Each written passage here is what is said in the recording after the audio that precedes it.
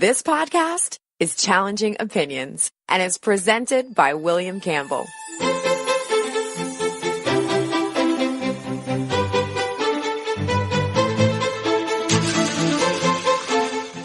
Thank you for downloading the Challenging Opinions podcast for February 25th, 2019. There's never so many lies told as before an election, during a war, or after a hunt. So what of someone who enthusiastically endorsed Donald Trump as soon as he became Republican candidate? I'll talk to one writer to see if he has shifted his opinion.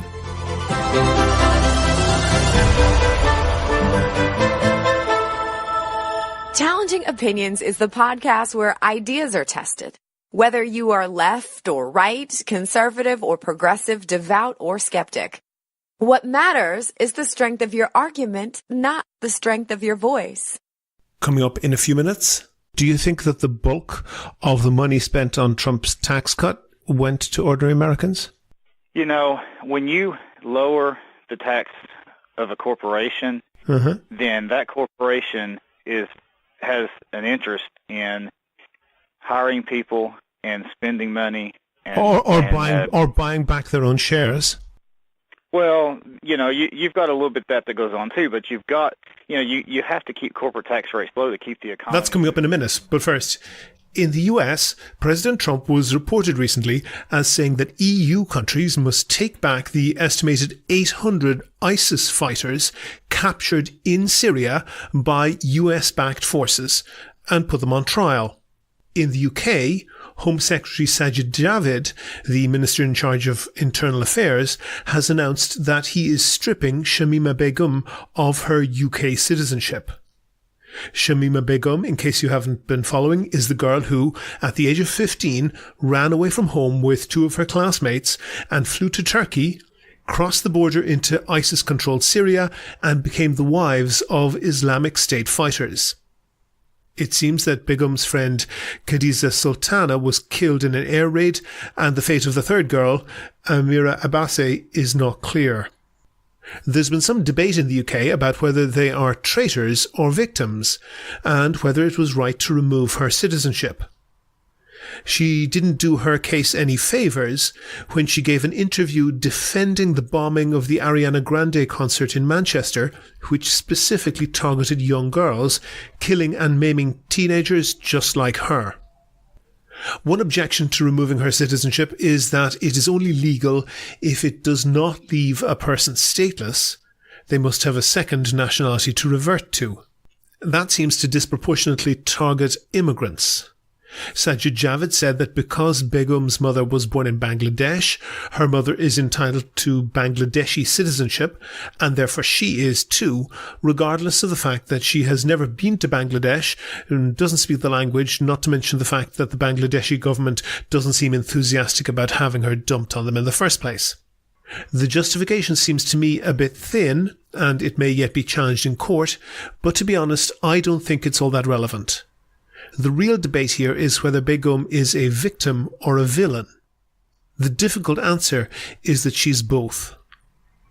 It's now clear that she and her friends were groomed online by IS agents, and at the time she was a child 15 years old. It seems clear that as well as manipulating them, the IS agents also devised much of their getaway plan. If, instead of an IS agent that was a paedophile, encouraging her to sneak away from her parents to have sex, she would be considered the victim. She's grown up since then, she's 19 now, but she's lived the last 4 years entirely at the mercy of IS fighters. She's had 3 children, the most recent in the last few days. Only the youngest survives. She has literally been through the wars. It would be surprising if she didn't experience Stockholm Syndrome where, like Patty Hearst, she comes to identify with the people on whom her life depends. I'm not a psychologist, but I can easily imagine one writing an opinion that she can't reasonably be held criminally responsible for her actions. And in any case, there isn't any evidence that she has committed a crime. She married an IS fighter, but there's no evidence that she took part in any violence herself. But having said all that, my stomach turns to hear her whataboutism and apologetics, defending the actions of bombers who packed their explosives with nails to rip through the bodies of teenage girls like herself. Sajid Javid is clearly right that it would hand a major propaganda coup to what's left of IS to allow her to waltz home and become some sort of jihadi celebrity with no more consequences than if she'd skipped school to play video games. But, and I know that it'll stick in the throat of many, on this issue, Donald Trump got it right. Even if most of the fighters are captured by the Kurds or other forces in Iraq and Syria, leaving the people who made up the society of IS wandering around is likely to further destabilize an already very unstable region. It's unlikely that there exists the capacity to imprison all of the fighters securely, and quite apart from the fact that executing prisoners is a war crime, it would certainly further convulse and destabilize the region. The solution is not easy to describe in a soundbite, but basically it makes sense for each country to take responsibility for their own fighters. For the hardcore fighters, that means throw the book at them, lock them up for as long as their crimes justify. There might be some knuckleheads who left the West with stars in their eyes and changed their minds as soon as they saw the reality of IS. They might deserve shorter sentences, but they certainly shouldn't be released without detailed psychological screening to determine if they pose any ongoing threat. And there are likely to be people who, in the spectrum between victim and villain, are closer to being a victim but still have sympathy for IS. Here we have to use the carrot and stick. Accept reintegration into society, cooperate with investigators, don't associate with extremists, don't give any media interviews or support IS in any other way, and you'll be allowed to come home. It's an approach that invites attack from tabloid newspapers and right-wing radio hosts. But if there's a method that is better at protecting us from terrorism, I've yet to hear it. Do you agree? Do you disagree? If you want your point of view heard, email podcast@challengingopinions.com and say what you think.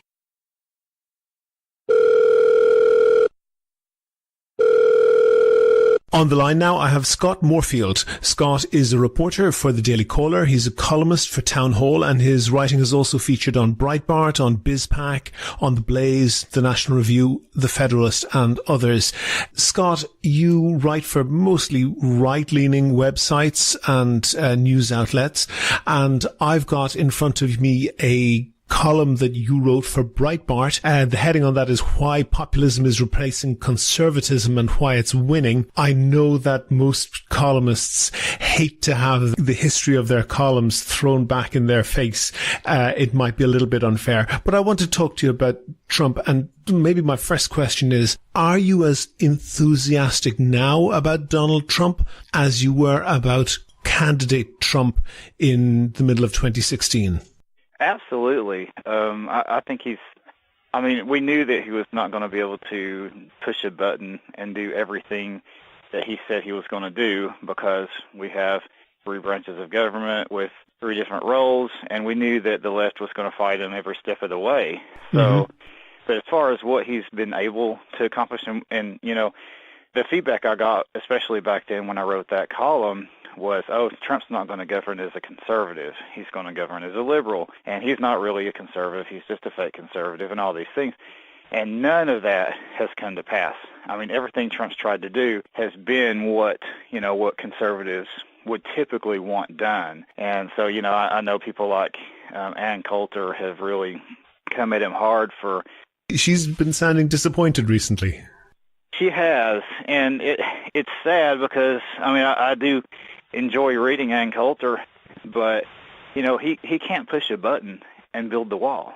As soon as he tries to call a national emergency and do it that way, then a judge is going to say, no, we can't do that.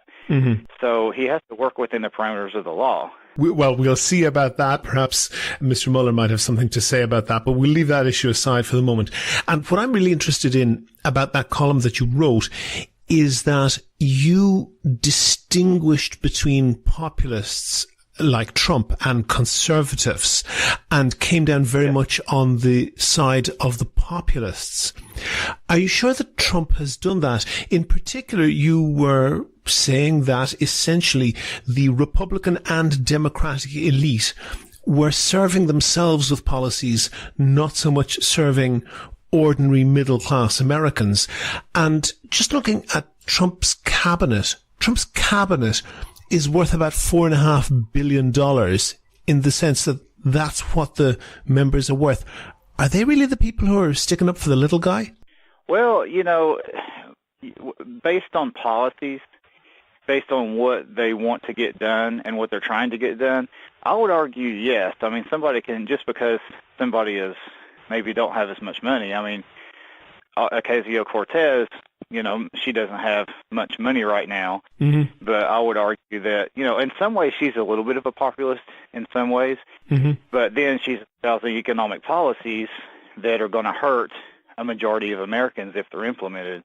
So, back when I was arguing for a populist conservative to actually have a shot at winning, back then, a Republican really, on the electoral map, a Republican really does not have a chance to win unless they can harness the blue-collar, middle-class American worker. And the only way to do that is to espouse policies. Well, 80+% of Americans identify as middle class. So clearly, if you're not getting that vote, you're not going anywhere.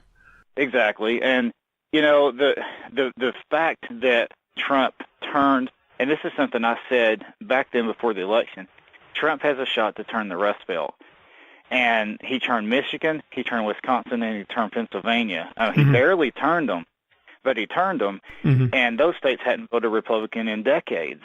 So the only, does anybody that follows politics left or right knows that Ted Cruz, and I'm a fan of Ted Cruz, but Ted Cruz was not going to win Michigan. Yeah, you're absolutely right. No, I agree with you completely in the way that Donald Trump, as you say, turned those Rust Belt states, that he appealed to that blue collar, not even necessarily middle class, but maybe even lower middle class, or the lower end of the middle class, that vote.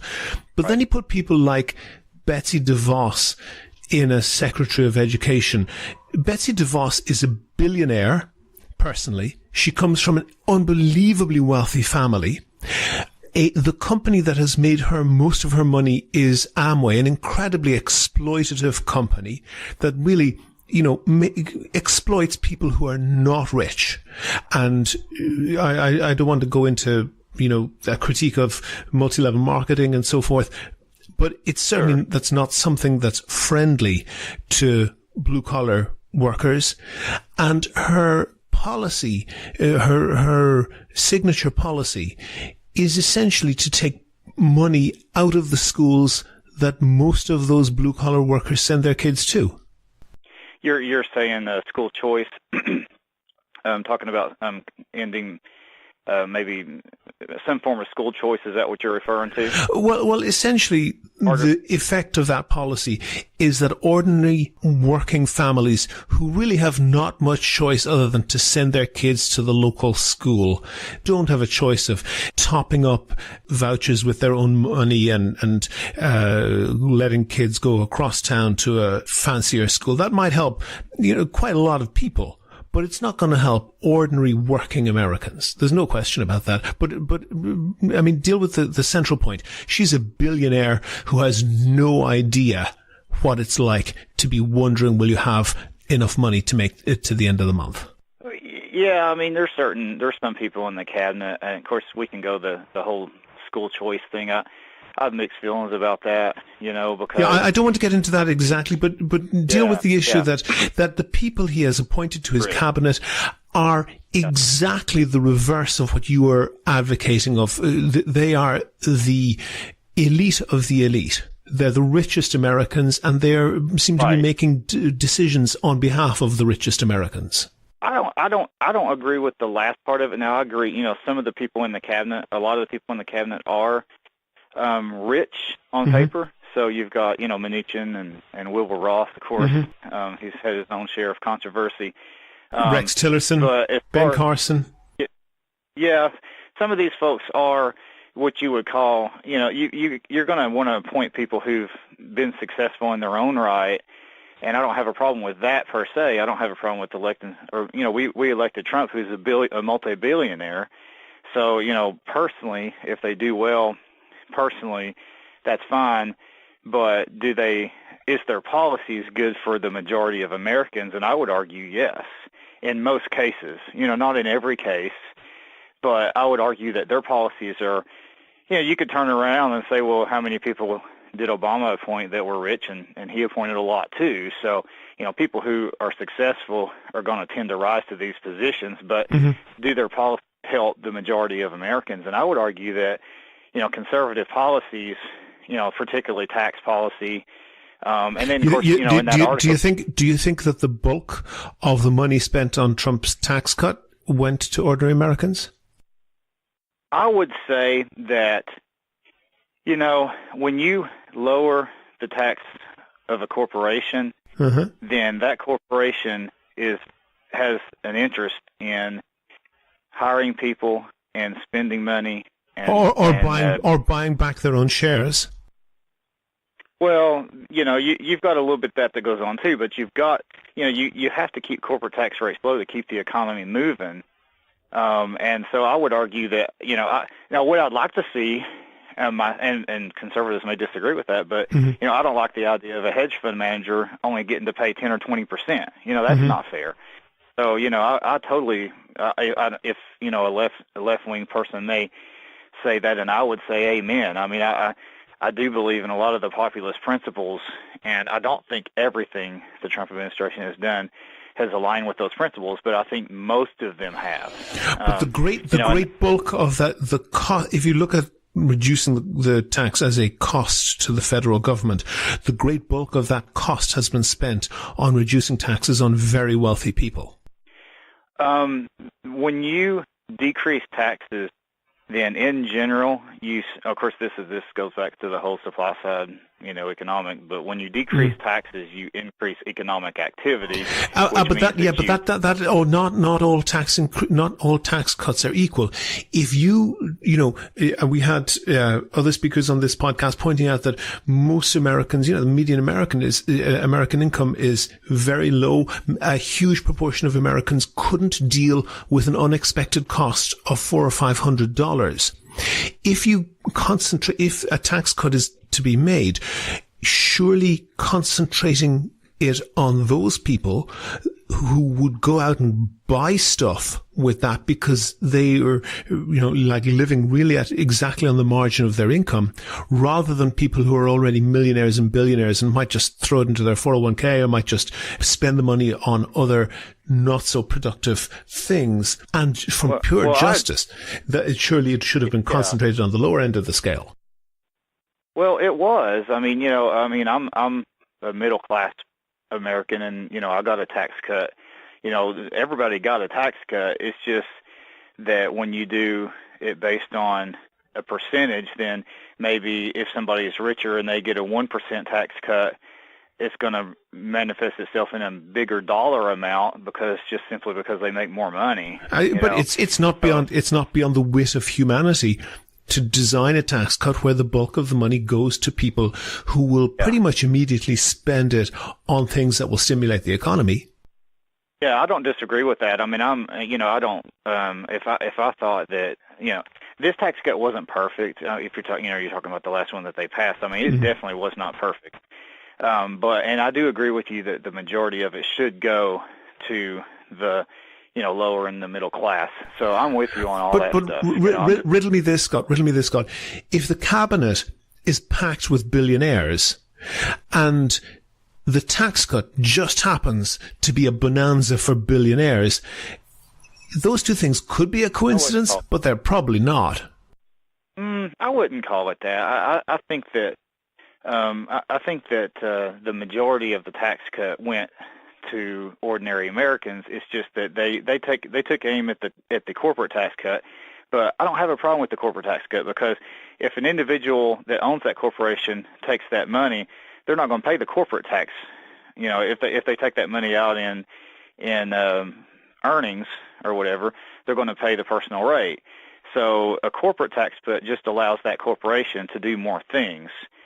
And so, I don't have a problem with keeping corporate tax cut low, and that's in general, most economists consider, keeping corporate taxes low a good policy. So I don't have a problem with that. Let's park that for a moment, and I want to go to a quote from H.L. Mencken, and he said, "For every complex problem, there is an answer that's clear, simple, and wrong." And you mentioned in your article two things about immigration and about trade protectionism, and you said that on these two things, Trump was essentially protecting American jobs.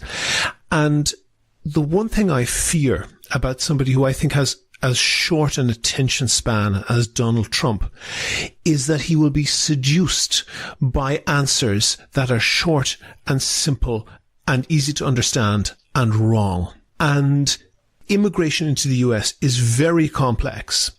It has very complex impacts on the economy.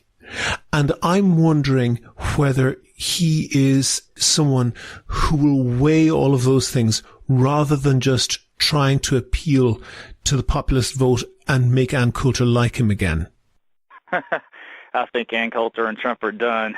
I think he's.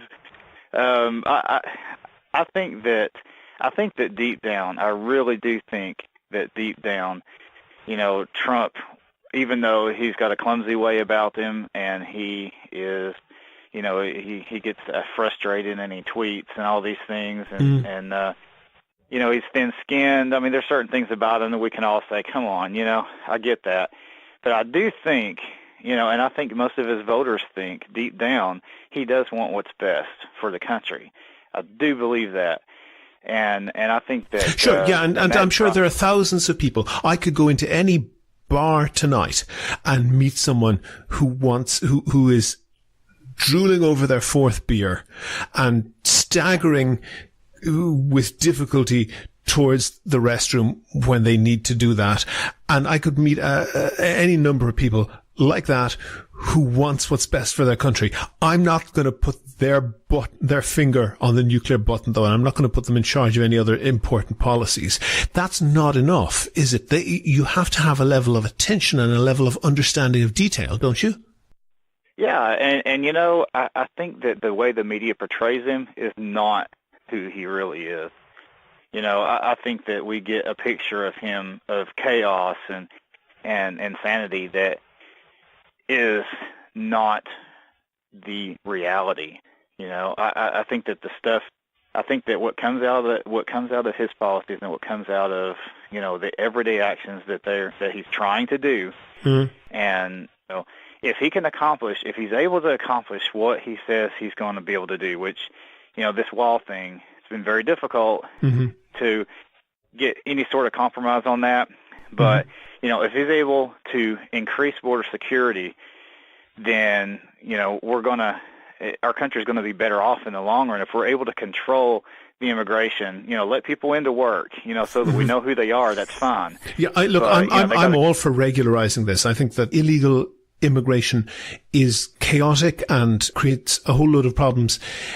And by the way, I think that a lot of people that own, for example, businesses that employ large numbers of minimum wage workers, they're not nearly so much against illegal immigration as a lot of people, because it suits them very well. And Eric Schlosser wrote a book, something called, I think the name is Strawberry Fields Forever, and he wrote very clearly about how large farming companies in California wanted immigration to be a very precise level of illegal, because if it was too illegal and people couldn't get in, they couldn't get any cheap labor for people picking the strawberries. And if it was too legal, those people might start asserting their rights and demanding minimum wage and so forth. They wanted the immigration to be a very precise level of illegal. That's kind of true for maybe some of Trump's hotels and so forth. Are you confident that the way in which the tax cut seemed to be cut for billionaires. Are you confident that immigration policy, that won't happen with that? I think that there is an axis of evil with big businesses. You know, on one hand, you've got the big businesses that want cheap immigration, cheap labor, right? Would you accept the point that they want it to be a very precise level of illegal?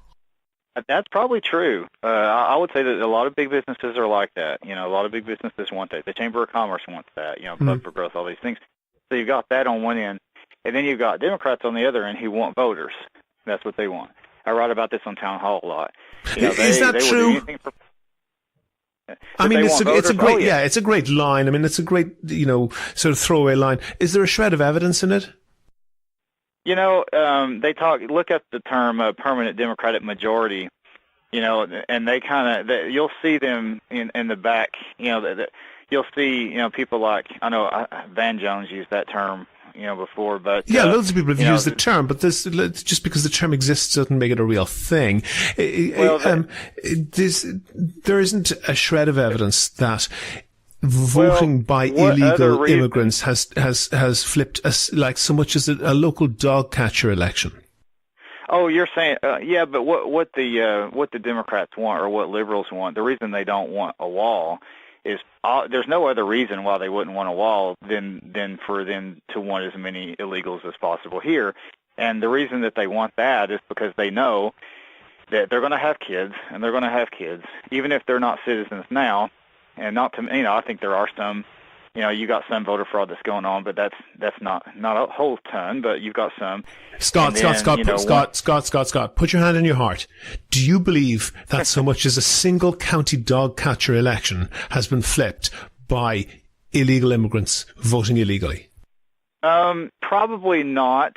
Okay. Probably not. But, at the same time, when you shift numbers, if you read about even Texas, and there's people that project and even by 2024, Texas is going blue. And the reason it's going blue is because of immigration.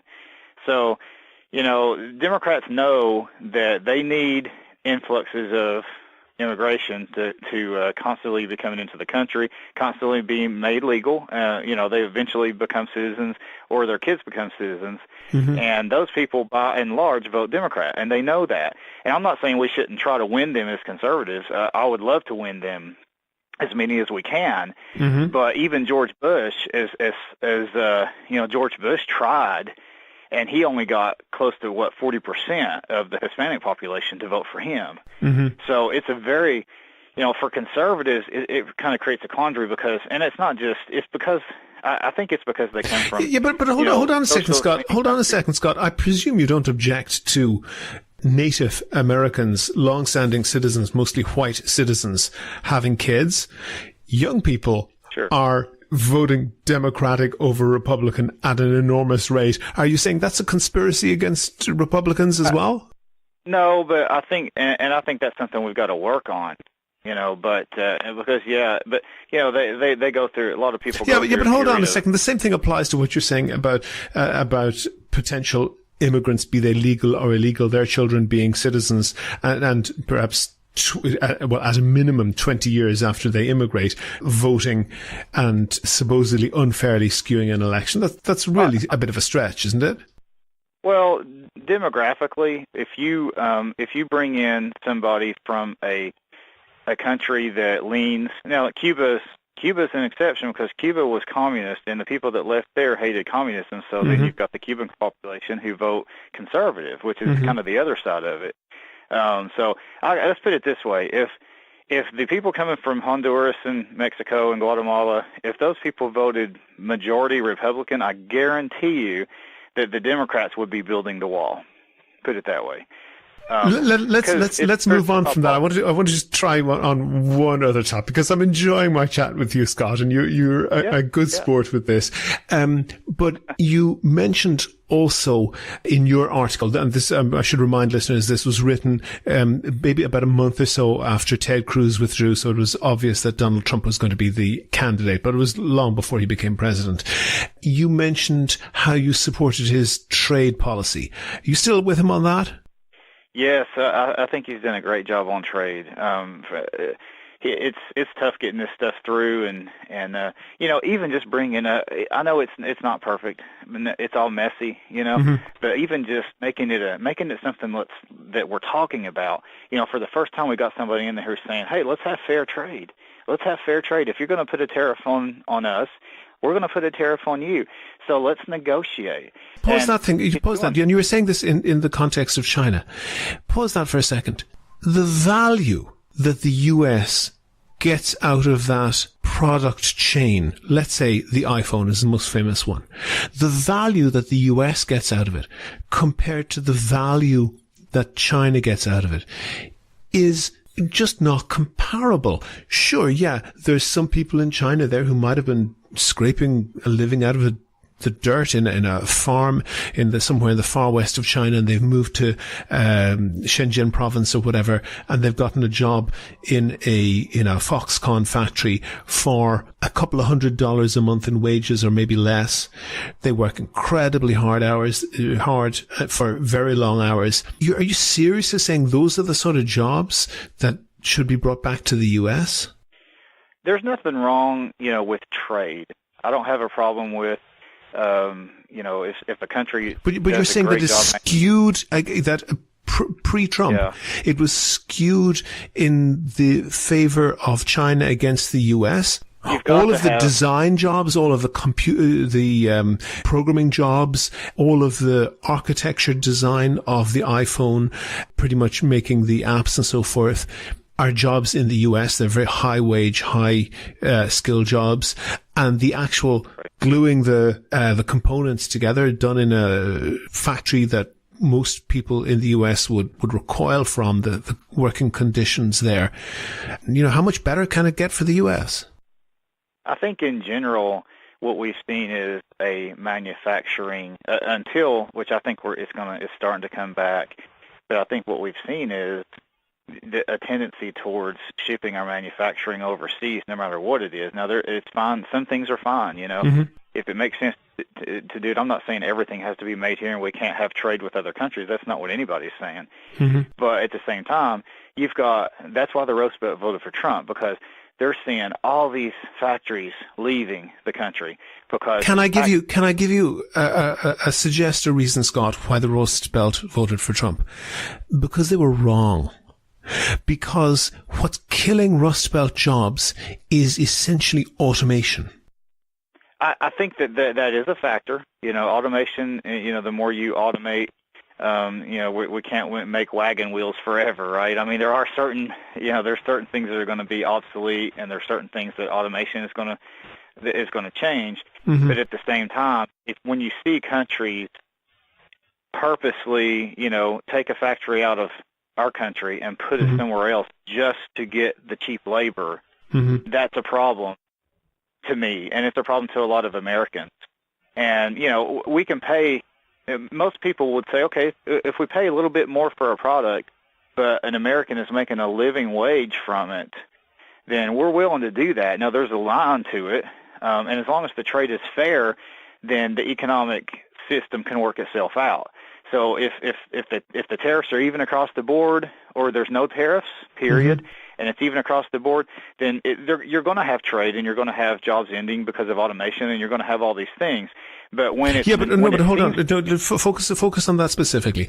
Rust Belt jobs, the typical blue collar Rust Belt jobs, the type of people who voted for Trump, and the type of people not only who voted for Trump, but flipped from perhaps voting from Obama to voting for Trump. Those type of jobs, they're not going to any country. They're going to different technology. Well, I would argue that it's a little bit of both. I mean, you have situations where they announce, or different, companies have announced that hey, we're moving here, or we're moving there, and this many people's losing their jobs. And then, we've had some announcements where they're opening up manufacturing here. Mm-hmm. And in some cases, that's because of the policy that we've implemented. So, if you keep taxes low and you make it to where you don't get an advantage for moving your factory overseas, why should we give an American company a tax advantage, they can move their factory to China and not have to pay taxes. How is that fair? That's not fair to anybody. So all that stuff that you said, that's fine. That's going to happen. You're mixing up two things. The A, move their factory to China, and B, don't have to pay taxes. That bit wasn't in dispute. And Trump doesn't seem to be doing very much about that at all. In fact, quite the reverse. You mean outsourcing?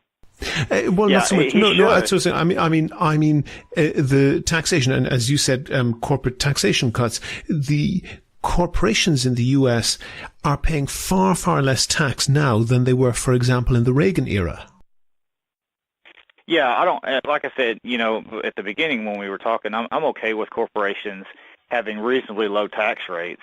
Mm-hmm. And, nominal 15-20%, whatever. But it needs to be that way across the board. If you've got a factory in China, and you bring your stuff in, then you need to pay that. And I'm not an expert in this stuff, but in general, it needs to be across the board. But the people who have the factory in China, and it's outsourced, of course, but they effectively own that is our Apple, and that's true for electronics and products manufactured across the board there. And Apple are allowed by US laws to do very clever shifting money around from different tax havens to make sure that they pay basically no tax on anything at all.